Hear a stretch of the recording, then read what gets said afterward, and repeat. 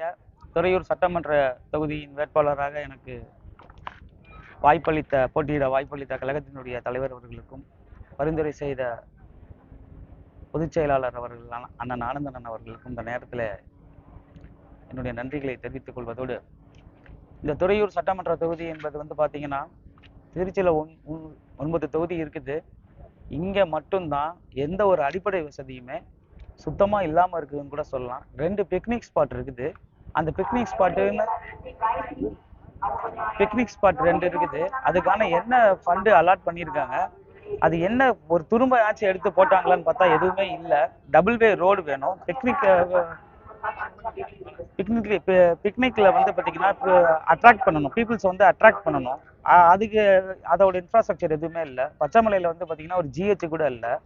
So அதை வந்து ஒரு மாடர்ன் இன்ஃப்ராவை உள்ளே கொண்டு வரணும். அதே மாதிரி ஒரு பட்டர்ஃப்ளை பார்க்கு அங்கே நம்ம ஃபீசிபிலிட்டி செக் பண்ணணும். கன்சர்ன் டிபார்ட்மெண்ட்டில் செக் பண்ணி அதுக்கான ஃபீசிபிலிட்டி பார்த்து, அதே மாதிரி அந்த பச்சைமலை ப்ளஸ் வந்து புளியஞ்சோலை இந்த மாதிரி இடத்துல வந்து இப்போ பப்ளிக் டூரிஸ்ட்டை வந்து நம்ம வந்து அட்ராக்ட் பண்ணி அதன் மூலியமாக ரெவென்யூ அந்த சரௌண்டிங்கில் இருக்க பீப்புள்ஸ்க்கு ஒரு ரெவென்யூ ஏற்படுத்தணும். ஒன்று. 2வது, பச்சைமலையில் வந்து பார்த்தீங்கன்னா கல்விங்கிறது சுத்தமாக அறவே இல்லாமல் இருக்குது. அங்கே வாழ்கிற மக்கள் எல்லாருமே ஸ்கூலுக்கு குழந்தைங்க போயிட்டு வர்றது ரொம்ப கஷ்டமாக இருக்குன்னு எண்ணி ஹாஸ்டலில் சேர்த்து விட்றாங்க. 7வது படிக்கிற குழந்தை ஹாஸ்டலில் போகுது. அப்புறம் வழக்கம் போல் கஞ்சா. சத்தியமாக இனிமேல் துறையூரில் கஞ்சாங்கிறது இருக்கவே இருக்காது. ஃபஸ்ட்டு ப்ரியாரிட்டி அது வந்து நம்ம மண்ணை மலடாகின மாதிரி மக்களை மலடாக்குற அந்த அடுத்த தலைமுறையை வந்து ஒரு மலடாக்குற ஒரு விஷயங்கிறதுனால அது இரும்புக்கரம் கொண்டு அடக்கப்படும். 1. 2வது, எல்லா ஏரிகளும் தூர்வாரப்படும், பாசன வாய்க்கால்கள் தூர்வாரப்படும்.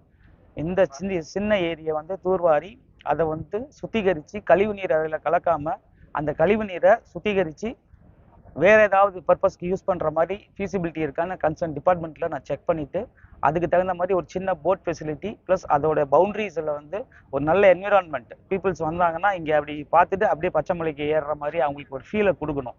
1. பஸ் ஸ்டாண்ட் வந்து ரொம்ப கன்ஜஸ்டடாக இருக்குது. அது ஒரு பஸ் ஸ்டாண்ட் மாதிரியே கிடையாது. ஆக்சுவலாக இது வந்து ஒரு 30 இயர்ஸ் பிஃபோரில் இருக்க எங்களுக்கு கிடைச்ச மாதிரி ஒரு இது இங்கே இப்போ வாழ்ந்துட்டு இருக்க மக்கள் கிடைக்குது. பச்சைமலையில் ஒரு சிக்னல் செல்ஃபோன் டவர் கிடையாது. ப்ராப்பராக ஸ்கூல் கிடையாது. ப்ராப்பராக ஒரு ஹாஸ்பிட்டல் கிடையாது. டயத்துக்கு பஸ்ஸு கிடையாது. அவங்களோட நீண்ட நாள் கோரிக்கையான அந்த 4 ஆரத்தி நாடு, கேம்பநாடு, வண்ணாடு, கோம்பநாடுன்னு சொல்கிறாங்க. அந்த 4 ஊர்களையும் இணைச்சு ஒரு ஒன்றியமாக அறிவிக்கிறதுக்காக சட்டமன்றத்தில் நான் குரல் கொடுக்கலான்ட்டு இருக்கிறேன். அது எந்த அளவில் ரெவென்யூ டிபார்ட்மெண்ட்டில் அது எந்த அளவில் சாத்தியம் இருக்குன்னு தெரில. ஏன்னா ஆரத்தி நாடுங்கிறது சேலம் மாவட்டத்தில் வருது.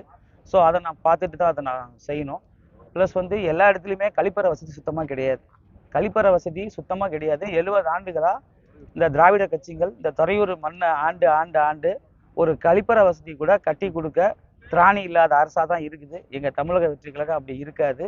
வீட்டுக்கு ஒரு கழிப்பறை வசதிகளை ஏற்படுத்தி கொடுப்பது தொலைநோக்கு திட்டமாக இருந்தாலும் உடனடியாக எந்தெந்த பகுதிகளில் வந்து கழிப்பறை வசதி இல்லையோ உடனடியாக நவீன கழிப்பறை வசதியை ஏற்படுத்தி கொடுப்பதோடு மருத்துவம், சுத்தமான தரமான மருத்துவம், தூய்மையான உறுதியான சாலை, கல்வி, எல்லோருக்கும் சமமான கல்வி, அரசு எந்திரம் எந்த ஒரு அழுத்தத்துக்கும் உட்படுத்தப்படாமல் சுதந்திரமாக செயல்படணும். அதே சமயம் அரசும் கண்டிப்பாக செயல்படணும். அது மக்களுக்கு நம்ம ஒரு கவர்மெண்ட் ஸ்டாஃப் அப்படின்னா we are service to people அப்படிங்கிறத அந்த ஒரு ஃபீலை ஏற்படுத்தணும். லெத்தாஜிக் ஒர்க் எதுவும் இருக்கக்கூடாது. பீரியாடிக் இன்ஸ்பெக்ஷன் கண்டிப்பாக நடக்கும். No more compromises in basic needs for the peoples. Sir, இப்போ மக்களை சந்தித்து வாக்கு சேகரிச்சீங்க. அவங்க வந்து எது மாதிரி கோரிக்கையை உங்கள்கிட்ட? அடிப்படை வசதிகள் கக்கூஸ் கட்டி கொடுன்னு கேட்குறாங்க சார். சரிங்களா? 70 ஆண்டு காலம் என்னுடைய இதெல்லாமா கோரிக்கை? எனக்கு பாலாறு வேணும், தேனாறு ஒன்றுலாம் மக்கள் கேட்கல. பாத்ரூம் ஃபெசிலிட்டி கேட்குறாங்க. கஞ்சா ஸ்கூல் பக்கத்திலே டாஸ்மாக் இருக்குங்கிறாங்க. கஞ்சா புழக்கம் இருக்குங்கிறாங்க. பட்டா பிரச்சனைங்கிறாங்க. இதெல்லாம் அடிப்படை விஷயம் இல்லையா?